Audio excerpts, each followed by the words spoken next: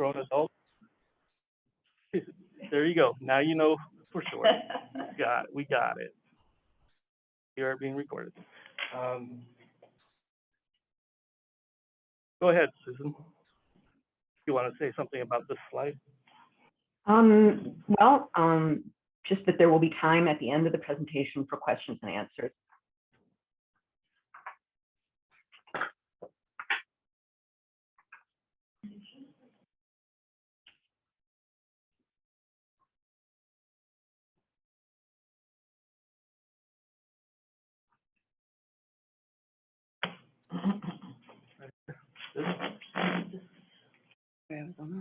Right here.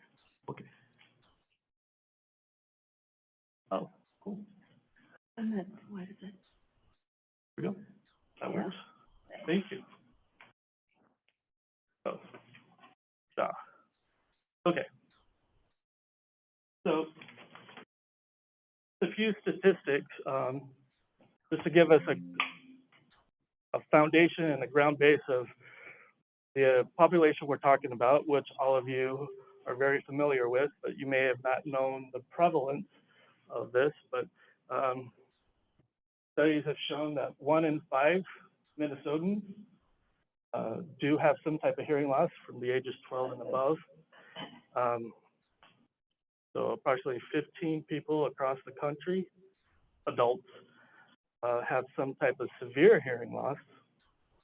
So I broke this down for you guys just so you can see kind of the breakdown of between ages 45, 54, ages 55 to 45 to 54, 55 to 64, 65 to 74, 75 and over. Do you guys realize that that's how many people have hearing loss? Is anybody shocked by those numbers? And it's pretty amazing just how much it happens to all of us and how hard it is to get people to pay attention to it and do something about it. So 28.8, almost 29 million people across the country would benefit from using hearing aids, but oftentimes they don't want to. They don't like the look of it. They don't like the feel of it. Whatever the reason is, there's a lot of people out there that could benefit and don't, which can lead to other issues, which will the point of our presentation today. And I thought it was interesting that worldwide, over 700,000 cochlear implants have been given to people. And in the United States, about 118,000 adults, about 65,000 children have received cochlear implants. As the technology gets better and they're able to do stuff like that, which is pretty amazing, but at the same time, it's crazy how many more people could benefit from the technology and benefit from what the technology and what things do to help us mediate and be able to cope with our hearing loss. And so we'll talk more about that.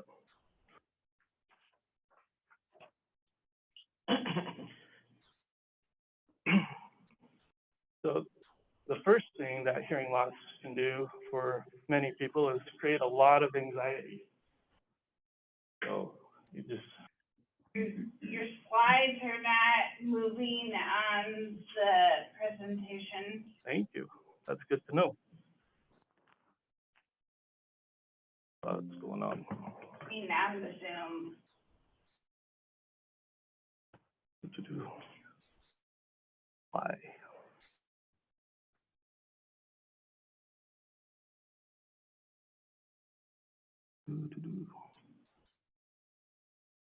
What are you?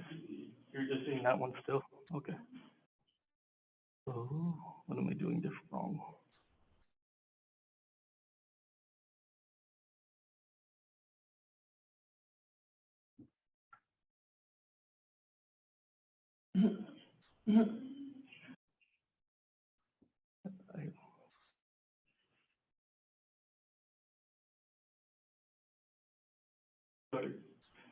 Laura, are you still just saying the objectives? Yeah, it's still objectives. Okay. And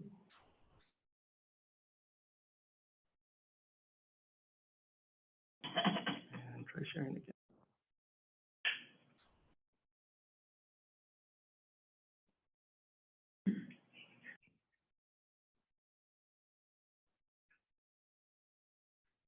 That working? Got it. You guys can see the anxiety. The people online, are you seeing what I'm seeing?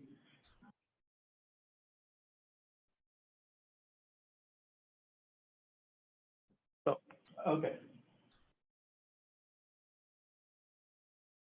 So I wanted to tell you a story about a man I met. His name was Scott, and he was very active in his community, very involved in the things that were going on. And in his 50s, he started to lose his hearing, and he struggled because he was embarrassed. He would say things that were out of sync with other people. He felt like he was interrupting people, and he just had a hard time connecting with people and felt embarrassed. So how he coped with it is he just ended up telling more and more stories and just made the stories more elaborate and just dominated the conversation as a way of making sure that, hey, if I'm the one who's always talking, if I'm the one telling the story and I'm seeing people laughing and they're having a good time, then I'm feeling connected to them. On the flip side, his family told me how frustrated they were because they could never get in a word edgewise. They could never engage or respond to his stories because he just kept on talking, telling his elaborate stories and getting laughs from people. So in his attempt to compensate for not being able to understand other people, he said, hey, I'll just be the one talking all the time and I will tell my stories, and this is how people can feel connected to me. But in reality, they can never feel connected to him because they can never engage and participate. And so more as he pushed and pushed to connect with other people, people kept on being more standoffish and not wanting to connect with him because they know that he'll just keep talking and going on and on and on. So that's one way of coping with his anxiety of not being able to share. I can't understand, people mumble, people are doing this and that. I don't understand what you're saying, so I just won't allow you to talk so that I don't have to try and fill in the gaps. As words are dropping, I'm not hearing what they're saying exactly. So a way of protecting himself, he ended up dominating the conversation. So that's one way that shows, oh wow, he's experiencing a lot of anxiety and he's trying to feel in control of his situation. On the flip side, another story, there was a woman named Naomi who also in her youth, she loved to go to parties. She loved being the center of attention. She was very gregarious. She was very friendly, talking with everyone. But then as her hearing loss progressed, she also became embarrassed and unsure and uncomfortable in group settings and large groups of people. She didn't understand what they were saying. She responded incorrectly and she felt embarrassed. And so she withdrew and she just decided not to accept to go to parties anymore. And people noticed, wow, where's Naomi? She's not here anymore. And they would go and meet with her in person and say, hey, come to this party. And she's like, no, not this time. I just don't feel good. She just give lots of reasons or excuses why she couldn't go. But she, instead of dominating conversations, she went the other way and started to isolate. And then she was sad because she wasn't around her friends. She was an extrovert, meaning that she gained a lot of energy from being around people and being involved and being the life of the party. But now she's unsure, and her hearing loss made it hard for her to engage with people. So she decided to withdraw. made her more depressed because she wasn't being fed emotionally to feel that connection with people. And so that caused her to seek mental health services to help her with her depression, even though it started out as anxiety, because she couldn't engage with people. So she withdrew, isolated herself, and then that kind of spiraled down into depression. And so that's one way. So those are two examples of how anxiety can play out in an individual with hearing loss. Another story is Susan's story, actually. And so I'm going to turn the time to Susan to allow her to share a little bit of her story and how that created anxiety for her. So go ahead, Susan. Thank you, Tobias. So my first experience with hearing loss was when I was in my maybe 23, 24, and I was sitting on the front porch with a roommate, and she asked me whose phone was ringing, and I didn't hear a phone. So I got my hearing tested, and they told me that I had a mild loss in high frequencies. It would never be a problem. But then a few years later, I was working my first professional job in a hospital, and was just feeling really stupid, was feeling as if everybody else knew information about the patients that we shared that I should know, but I didn't. So finally, I asked a coworker if she could hear what people were saying in our rounds meeting, our meeting about their patients. And she said, yeah, I can hear. So I got my hearing tested again, and it had dropped off precipitously. I had lost a lot of hearing over those couple of years. And so I got my first pair of hearing aids, which was wonderful. It was incredibly empowering and liberating to be able to understand what was going on around me again. But at the same time, they were testing me every 3 months, and it was still just going off a cliff. So that juxtaposition of the joy of getting the aids and then seeing my hearing just go down and down and down was very anxiety provoking.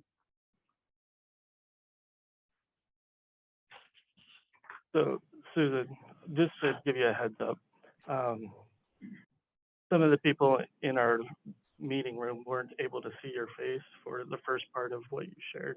And so I'm trying to I was trying to fiddle with things to make it so that people could see your face instead of the presentation. And so I'm playing with that that people online can see the presentation, but then switch to your face. And so thank you everybody for your patience. And thank you for sharing your story. Oh, you're welcome. Now, Tobias, are the slides visible to the people in the room and online? Because I'm only seeing 2 pictures of myself. So you're just seeing yourself twice? Yeah. A big me and a little me. Okay. Now I'm going to, yeah. Nothing like learning by fire, right? So now I'm going to share again. Okay. Now you're seeing the presentation? I'm seeing the anxiety slide. So how do I do the presenting mode? Okay. So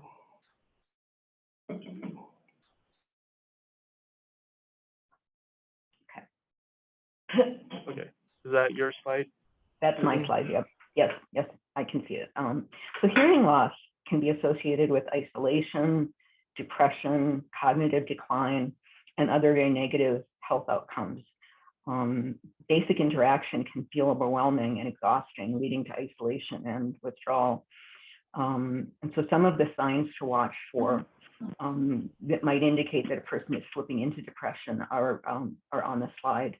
A decrease in interest or enjoyment of activities that a person previously enjoyed, changes in weight and appetite, either loss of appetite or eating for comfort, disturbed sleep, sometimes psychomotor agitation or slowing, fatigue, problems with memory and concentration, and feelings of worthlessness and inappropriate guilt, feeling as if nobody really needs me around, or feeling inadequate.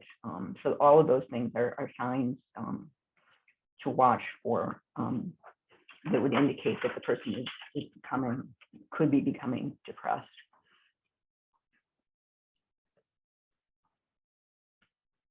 And then, Tobias, should we move on to the tips for coping and connecting?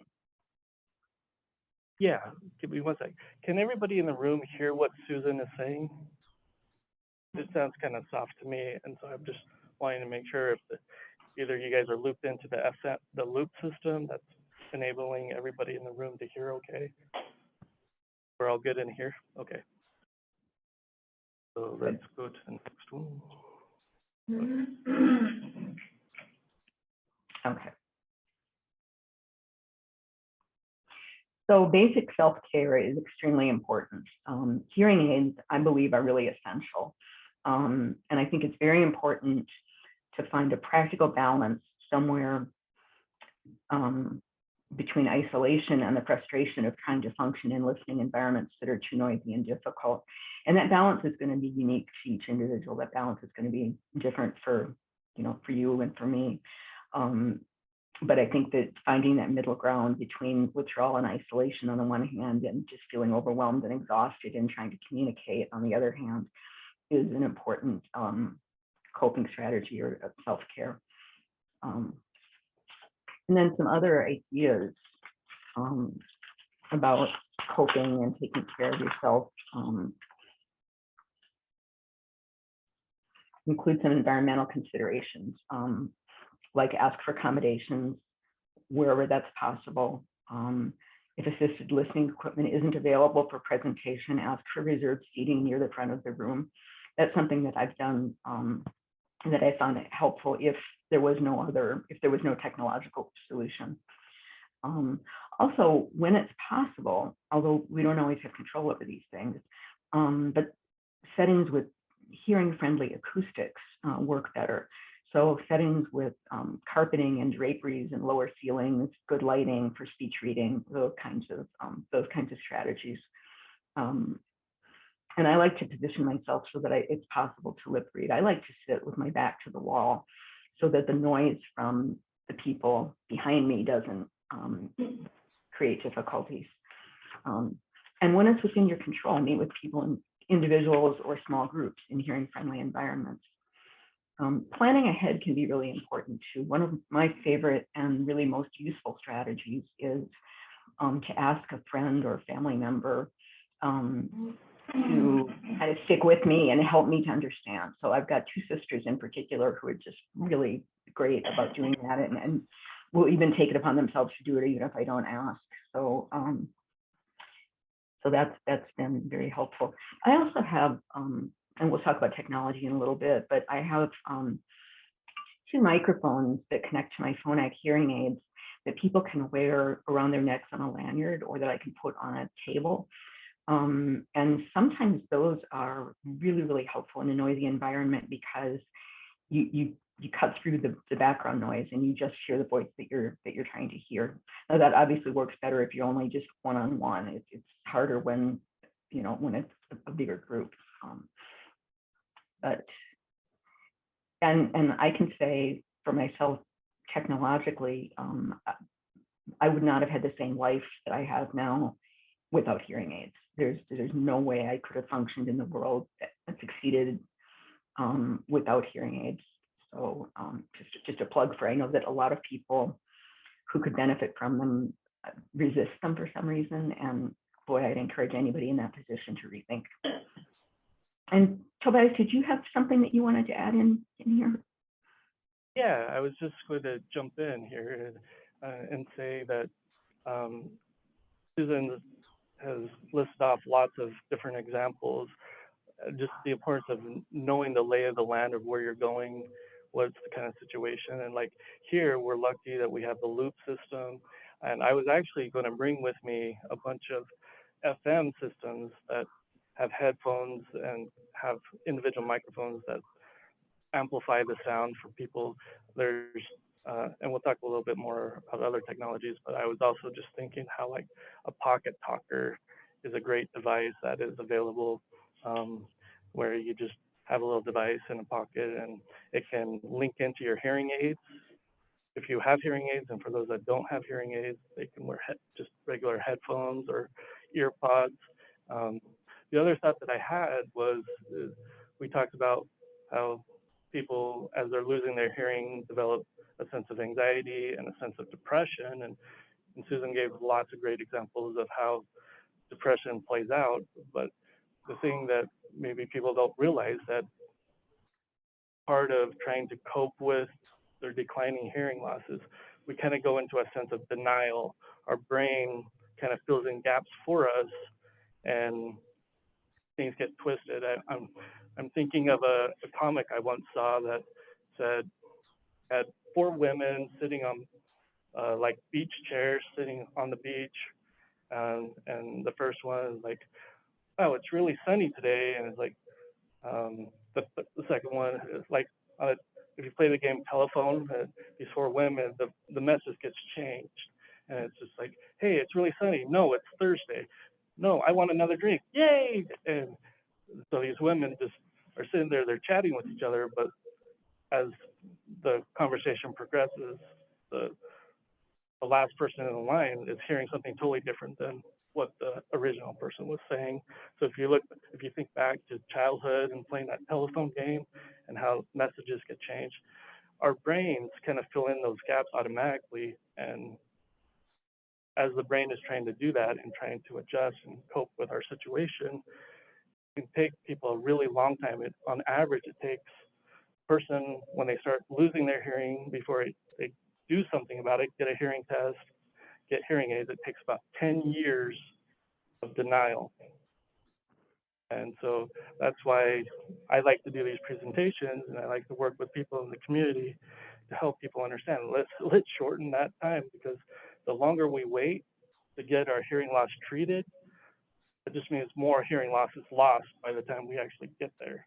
So if we can recognize, oh, people are making weird comments about my hearing, and they think I'm not understanding them, and it's like, what? That's a good signal to say, hey, let's do something about it. Instead of, no, I hear you just fine. You just need to stop mumbling. You just need to speak up. We have all these different things that we just say in our heads that kind of blame other people or trying to blame the circumstances around us. But so Susan and I today are kind of preaching to the choir. Everybody here is already cognizant of your hearing loss, but at the same time, we also want to emphasize that how you've dealt with hearing loss, there's help, there's resources out there to help you thrive with your hearing loss rather than struggle with it and feel more isolated and disconnected from your loved ones. We want to enable and help people by using the technology, by using phrases like Susan mentioned in her examples of, hey, I need you to look at me when you're talking, instead of having your head in the refrigerator trying to tell me something and I totally miss what you're saying. And so that can be hard, to make those adjustments to educate people how we want to be treated. And it's not forcing people. Susan brought this up as we were preparing for this presentation. We don't want to be a burden to people. We don't want to tell people what to do. At the same time, we have to educate the people around us how to meet our needs. And it's a give and take. It's not, hey, I'm telling you what to do and you have to do it my way or the highway. It's, no, this is a collaboration. I want to understand you. I want to feel connected to you. And so for that to work, I need you to look at me so I can see your mouth. I need you to use a microphone so that I don't misunderstand you and make you frustrated because I'm not hearing you the way that you thought I was hearing. And it's really hard for people that have good hearing. They assume that everybody around them is hearing the same information. As all of us know, that's not always the case. I heard something totally different. And even with good hearing, I still misunderstand people sometimes. And there's all kinds of things in the environment. There's people talking, there's noises. And that's the hard thing about hearing aids is even when you get hearing aids, all of a sudden you can hear the fan rolling a whole lot better, and you can hear the refrigerator running, and you can hear car is running and it's like super loud, and that's really hard to get used to. And so it's like, no, I don't want to use hearing aids. And so I'm just made it harder. But the faster we get used to the technology, the faster we accept that this is our life and this is what's going to help me stay connected and feel connected, then we can live a happier life. And so, so food for thought. So let's go to the next one. So Susan, talk a little more about some of the technology that that might be helpful. Yeah. Technology can make an amazing difference in our quality of life. The newer hearing aids that have the Bluetooth technology can actually communicate directly with your iPhone, your iPad, some of these other devices that people use. For me, that's been a game changer. I got new hearing aids about 6 months ago, and this is the first time I've ever had hearing aids that will connect to the tablet or the iPhone so clearly, and it makes Zoom call, FaceTime, it makes all of that 100% easier. So I think that's a technology that's pretty amazing. And then I was mentioning earlier, I've got 2 microphones that connect with receivers that are in my Phonak aids, and people can wear them around their necks. I can put them on a table or a desk. There's lots of ways, and that really helps to cut through background noise quite a bit. I also have devices on my television set that transmit directly to my hearing aids, which has been a lot of fun.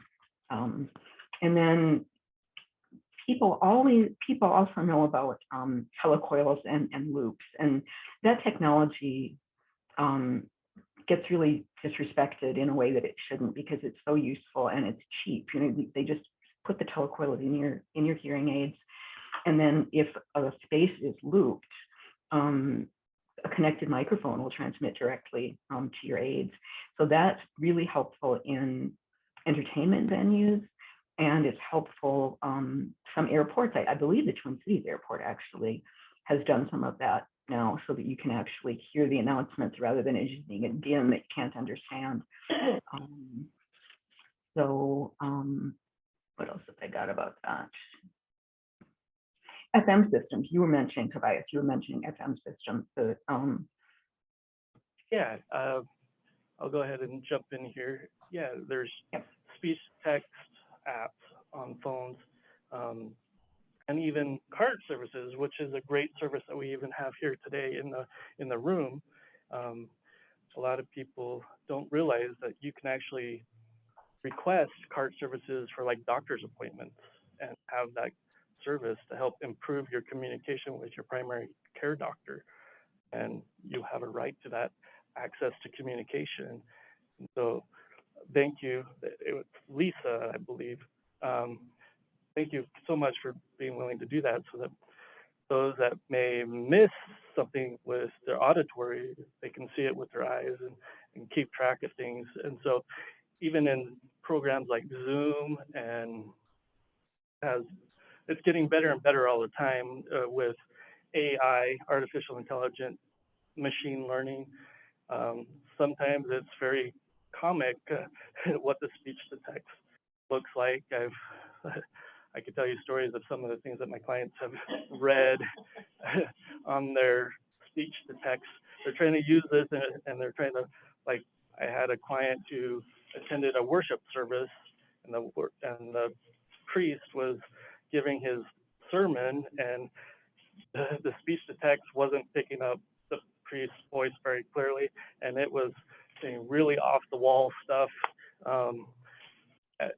I'm also thinking of on YouTube, they have a kind of a channel where they like do bad lip reading, where someone goes in and they try to lip read what's going on in the movies like Star Wars, and they'll have different characters talking, and then someone kind of is trying to read the lips of the characters on the movie, and then they type out what is said. And a lot of hearing people watch those and think it's pretty funny. It's like, no way that people really think that's what's going on. But I remember being a kid And being mischievous as I was, I would go to my dad and I would mouth to him olive juice.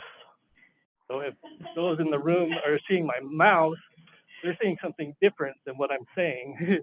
So that was something I liked doing to play a prank on my dad. It's like, olive juice. And he's like, I love you too, son. And I'm like,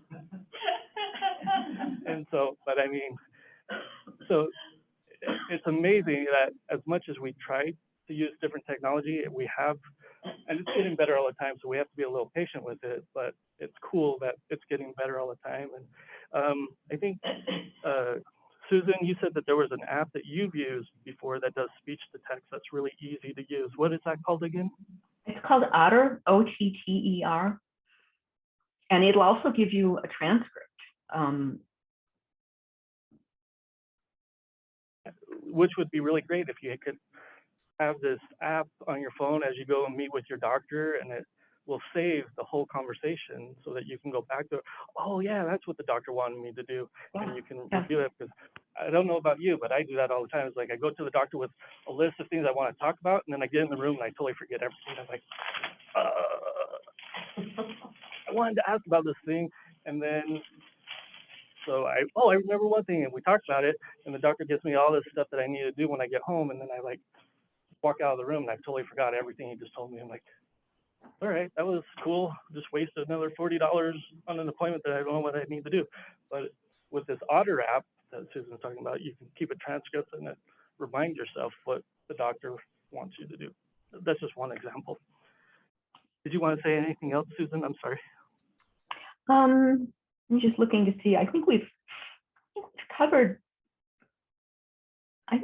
most. Well, you also had Zoom, FaceTime, Teams, video messaging.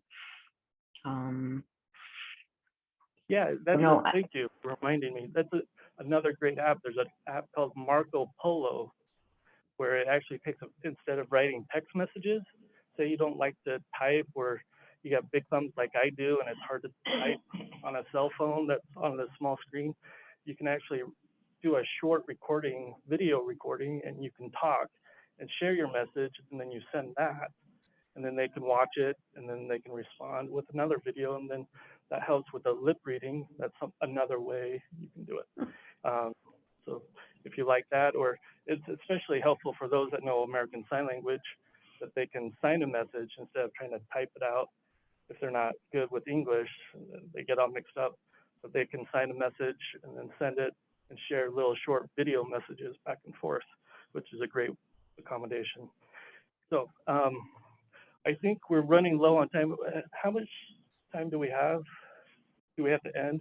Oh, no, you're fine. Just proceed once you're finished and questions are done. Yeah, I just want to know how much time do we have for Q&A? You're free to go to at least 11:15. Okay. So I think this is a good time to segue. We've talked about a lot of different ideas, a lot of things to process, and hopefully you're thinking a little more about these things. And so I think we've given you a lot of information this morning, and thank you for your patience with the technical difficulties that kind of interrupted a few things. So now I want to open it up to the people in the room and the people on Zoom, if there's any questions that you'd like to ask. Where do you get the Otter app? Okay, so what's your name, first name? Karen. So Karen is asking, where can we get the Otter app? So if you, I think you can get it. I think you can get it in the App Store. Yeah, if you use an iPhone, it's the App Store. If you use a different brand of cell phone that's a smartphone, they have like the Google Store or another little where you download various apps for your smartphone or your tablets. Depending on the device you have, you may go to like the Microsoft Store or Google Play. But if you have an iPhone or you use Apple products, then it's the App Store, and you just type in the search bar Otter, and then it'll bring a list of apps that start with Otter, and then you find, oh, speech to text, text to speech, and that's the one you want to pick. Does that make sense? Next.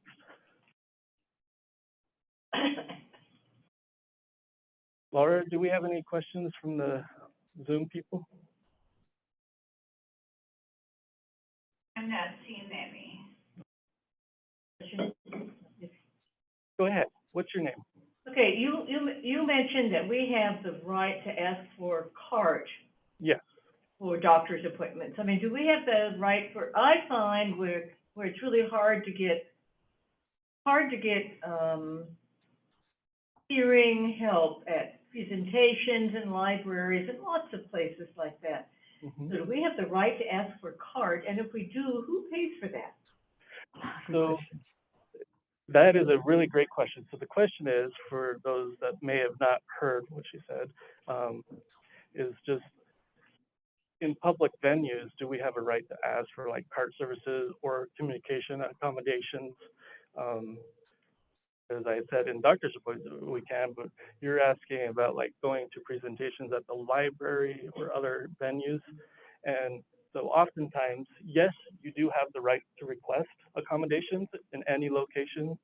Um, and especially if it's a public access, like the library, then it's the who's ever putting on the presentation is the one who's responsible, the host site. So if there's a presentation at the library, then usually it's the library.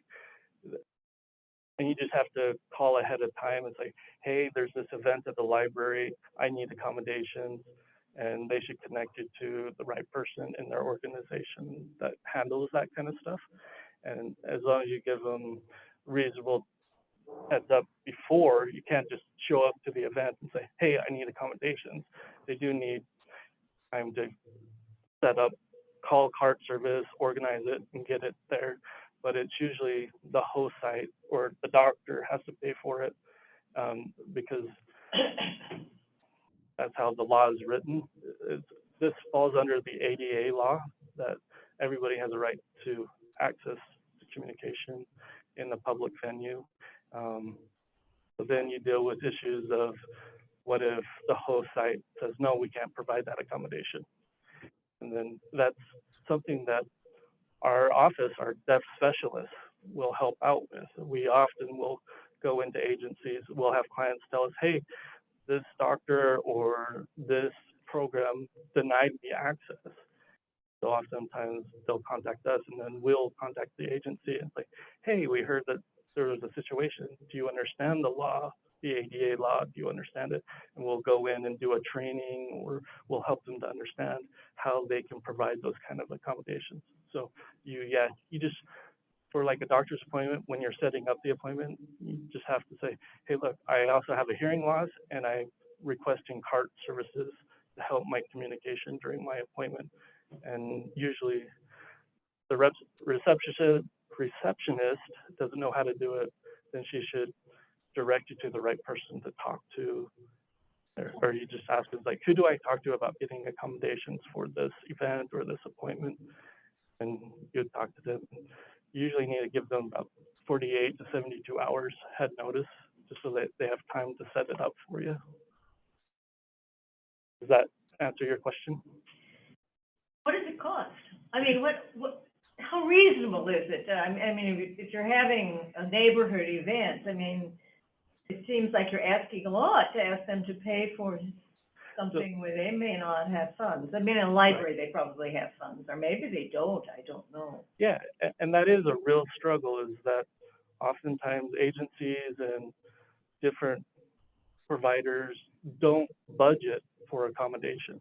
So they rarely, sometimes they don't have the funds readily available, but they're still obligated by law to provide those services. And the services can be expensive. Hiring an ASL interpreter is expensive, and that's why, I mean, there is a clause that says if it's an undue burden, then there's a way out of it. But that doesn't mean it's right. And so helping these agencies to understand that it's in their best interest and will cost less in the long run, because you don't have multiple trips of doctor's appointments because you didn't understand the first time. But if they just hired the interpreter or hired the cart services, then you save time. You don't have to repeat and waste time with multiple appointments. So up front, it can be expensive, and so it's, yeah, and sometimes that's why people get denied, but that doesn't mean that the agencies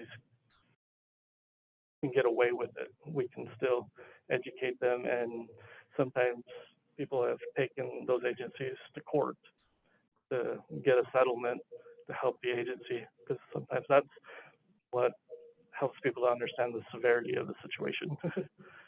You have to pay extra. So it's like, do you want to pay for legal fees or do you want to pay for the service now? So helping them to understand that. So they can be expensive. I don't know how much card services cost, so I can't quote you a number because we don't necessarily deal with the financial aspect of things. We just help them understand their legal responsibilities and educate them on how to do it. So I couldn't tell you how much they cost specifically. I know, like, as an ASL interpreter, we had a 2-hour minimum plus travel, so it adds up pretty fast, especially if you're living in rural Minnesota, where I do all my work up in the Northwest. And so sometimes they can't find local interpreters, and so they have to bring an interpreter from the cities. And so you're traveling 4 hours up north, and that adds up really quick. And doctors have to pay for all that. And so, but for like a local, like a community event, if someone says, hey, I'm having a neighborhood party, that doesn't fall under the same obligation, because even though it's public access for the people there, it's not an official business has that obligation. It's more of like community buildings, like this building. If you wanted services here, then this building facility should provide access and pay for those services. Yep. Any other questions? Yes, Laura? Well, I'm just gonna say that, Natalie, one of our previous presenters from the Minnesota Department of. Yep. Yeah, Natalie, is she online with us? Did she ask you Yeah, questions? she's been linking a lot of things that you've been talking about in the chat. Thank So you. I am going to, do a summary blog post and include all those links. So that'll be available and accessible to our website. If you've been to our website, you can see it'll say new blog post right at the top. And so I'll just say like something simple like meeting summary links or something. Did everybody hear what Laura just shared? Susan, did you understand online what Laura shared? I think she said that she's going to do a summary blog post and include the links that Natalie just sent. Is that right? Yes, Natalie, who also works at the Department of Human Services, the Deaf and Hard of Hearing Division, she's online with us, and as I've been sharing some of this information, she's been uploading some links, and so Laura will be kind enough to post those links on the Hearing Loss Association of America's website for the Twin Cities, so that you Perfect. can go back to it later, look at that website, and see the resources that Natalie has been posting online, and help you refresh of what Susan and I have been sharing today. Great. Thank you, Natalie, for doing that. Yes. Yes. When I went for my hearing test last fall, I knew I was getting hard of hearing or deaf in one ear and almost the other ear. When I had my test in New Hope, they tested me out, and the person that did that was so anxious to sell me some hearing aids. But I said, wait a minute, I'm gonna try something else. So I'm not sure I want to get it here because I had another test at the university. And some insurance policies don't cover at the university, but they don't tell you ahead of time. But when I went there, they were so anxious to tell me about this new machine. It's called Tap-Tel machine. Yep. And that's wonderful because they were so anxious to put it in. So it's a little machine, and the words that you miss is on a screen, and everything that somebody else is telling you, it's on every word there, and they come in instructed put it in for you, and it's free. And the upkeep is also free on it. So I was really happy with that. And my daughter Colleen and I, she's staff too, we go to Maple Grove, Community Center for lots of programs. And there was some things on there that I wanted her to, you know, to pick up, Nice. educational wise. And I said, sure would be nice to get an interpreter. We've been coming here for a couple of years. And now when I request it, they get an interpreter for us. That's And fantastic. there's another little thing that I wanted to mention. I should have mentioned it last time, but it got short of time. And this is here in the Access Press, and this is regarding voting. Lots of people are afraid or told they can't, they'll understand that they can't vote, and that's not true. I'm gonna just read this briefly. Protect disability voters for those that who would block their vote, as long as a judge did not restrict the person's right to vote. Through court order, disability voters have the right to vote even when they're under guardianship or under Civil commitment. other stipulations. Oh. But they think if they go to court or somebody else is handling them or they're in some assistant living or something, they don't want to take them out because you don't know anything or you can't hear or you can't vote. And that's not right. So if you know somebody that wants to vote or they go after you to try to vote, they have to help you and assist you when you're there to vote. That's fantastic information. Thank you for sharing that. Did the people online catch what was shared? Susan, can you clue me in if you understood what was shared? Yeah, the idea that a person with disabilities can't be deprived of the right to vote, even if they're under guardianship or conservatorship. It sounds like, was that right? Yes, I just wanted to make sure that it was clear for everybody to hear. I Yeah. just didn't know how much gets picked up from the audience. Right. So, Sure. yeah, thank you for sharing, and share that newspaper clipping with Laura so that she can add that to the post. So our time is just about up. Thank you so much. So one last thing really to end on, I just want to briefly, if I can get there. Okay, so you may have loved ones that are dealing with hearing loss and struggling with hearing loss. You can feel free to reach out to the Department of Human Services, the Deaf and Hard of Hearing Division. We have a mental health program. We have licensed, certified therapists that cover the whole entire state of Minnesota. So if you know a loved one who's struggling with their hearing loss, or if you personally are struggling with your hearing loss, feeling depressed, feeling isolated, feeling disconnected from your community and from your loved ones, reach out to us. You can make a referral and we will get you hooked up with a therapist who understands hearing loss and understands the issues that you're dealing with. Here's a few ways, and then I've shared my PowerPoint presentation with Birdie, so if you want to know how to get in touch with me directly, you can email me, you can call me, or you can reach out to Susan also. So here is our phone number and stuff. So thank you so much for coming today and listening to us. Did you have any last words you wanted to share, Susan?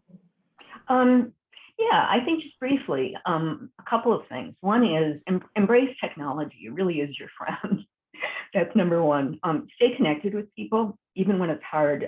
It's terrible for our mental health and even our physical health to get socially isolated. And the prevalence of dementia among people with hearing loss, if it goes untreated, is high. And at the same time, if you use hearing aids or cochlear implants, that risk really just about goes back to just the normal risk level. So use the hearing aids, stay connected. And I think the other thing is find that balance between, you know, being isolated versus putting yourself in an environment that's just too loud and difficult and exhausting. You know, find your middle ground to work for you. So, Thank you, Susan. And thank you, everybody. Have a good day.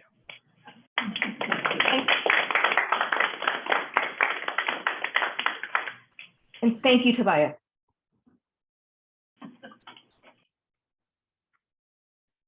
Thank you, Susan and Tobias, for such a wonderful presentation. Kudos to that. This has been